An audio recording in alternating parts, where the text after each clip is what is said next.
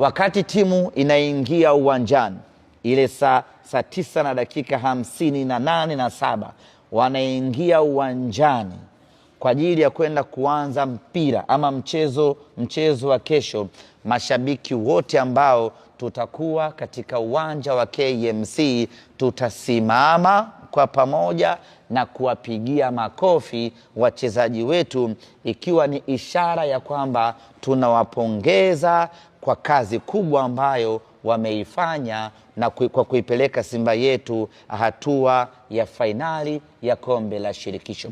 Asikae chini hata shabiki mmoja. Kila shabiki atalazimika kusimama na kuwapigia makofi ya nguvu wachezaji wetu kwa kazi kubwa ambayo wameifanya. Sasa hii haitofanyika tu uwanjani. Kama kuna watu wanaangalia mechi kwenye TV, na wenyewe vile vile watalazimika kusimama. Hata kama uko peke yako, utalazimika kusimama na kuipigia timu makofi.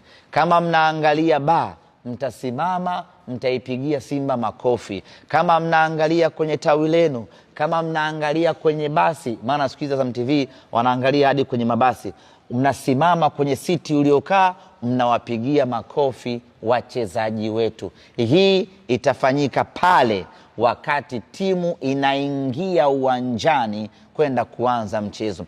Na mara nyingi timu wakati zinaingia uwanjani huwa zinaingia timu zote mbili, yaani timu wanaocheza pamoja na mpinzani. Kwa hiyo Mashujaa wakiona sisi tunapiga makofi, wasifikiri tunawapigia wao, tunaipigia Simba yetu ambayo imeingia hatua ya fainali. Kwa hiyo wana Simba, wito huu umfikie kila mwana Simba.